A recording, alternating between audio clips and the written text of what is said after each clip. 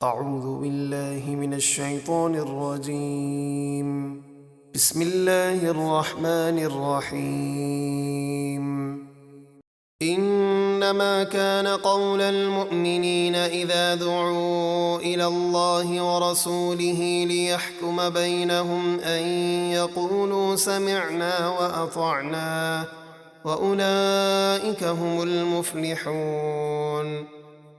مسلمانوں کو جب اللہ اور اس کے رسول کی طرف بلایا جائے تاکہ رسول ان کے درمیان فیصلہ فرمائیں تو ان کی بات یہی ہوتی ہے کہ وہ عرض کرتے ہیں کہ ہم نے سنا اور حکم مانا، اور یہی لوگ فلاح پانے والے ہیں۔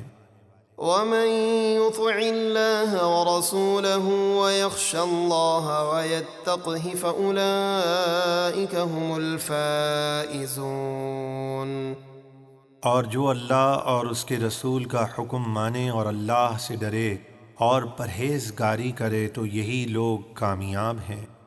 وأقسموا بالله جهد أيمانهم لئن أمرتهم ليخرجن قل لا تقسموا طاعة معروفة إن الله خبير بما تعملون. اور منافقوں نے اللہ کی پکی قسمیں کھائیں کہ اگر آپ انہیں حکم دیں تو وہ ضرور جہاد کے لیے نکلیں گے۔ آپ فرما دیجئے جھوٹی قسمیں نہ کھاؤ، بلکہ تم سے شریعت کے مطابق اطاعت و فرمانبرداری چاہیے، بے شک اللہ تمہارے سب کاموں سے خوب خبردار ہے۔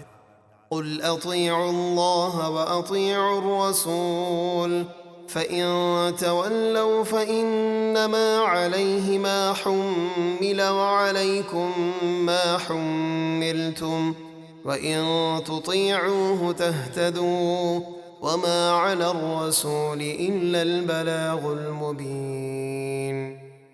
آپ فرمائیے اللہ کی اطاعت کرو اور رسول کی اطاعت کرو، پھر اگر تم اطاعت سے منہ پھیرو تو رسول کے ذمے وہی دین کی تبلیغ ہے جو ان پر لازم کی گئی، اور تمہارے ذمے وہی رسول کی اطاعت ہے جو تم پر لازم کی گئی، اور اگر تم رسول کی فرمانبرداری کرو گے تو ہدایت پاؤ گے، اور رسول کے ذمے تو صرف صاف پہنچا دینا ہے۔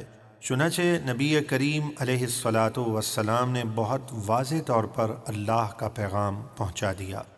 وعد الله الذين آمنوا منكم وعملوا الصالحات ليستخلفنهم في الأرض كما استخلف الذين من قبلهم وليمكنن لهم دينهم الذي ارتضى لهم وليبدلنهم من بعد خوفهم أمنا يعبدونني لا يشركون بي شيئا ومن كفر بعد ذلك فأولئك هم الفاسقون.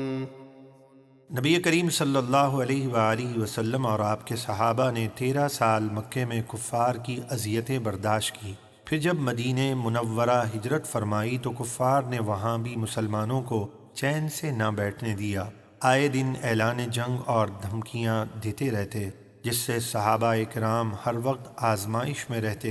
ایک صحابی نے عرض کیا، کیا کبھی ایسا وقت بھی آئے گا جب ہمیں امن نصیب ہوگا؟ اس پر یہ آیت نازل ہوئی اور ارشاد فرمایا، تم میں سے جو لوگ ایمان لائے اور انہوں نے نیک کام کیے، اللہ نے ان سے وعدہ فرمایا کہ انہیں زمین میں ضرور خلافت دے گا، جس طرح ان سے پہلے لوگوں کو خلافت دی، اور ضرور ان کے لیے ان کا دین مضبوط کر دے گا جسے اللہ نے ان کے لیے پسند فرمایا، یعنی اسلام، اور ان کے خوف کے بعد ان کی حالت کو ضرور امن سے بدل دے گا۔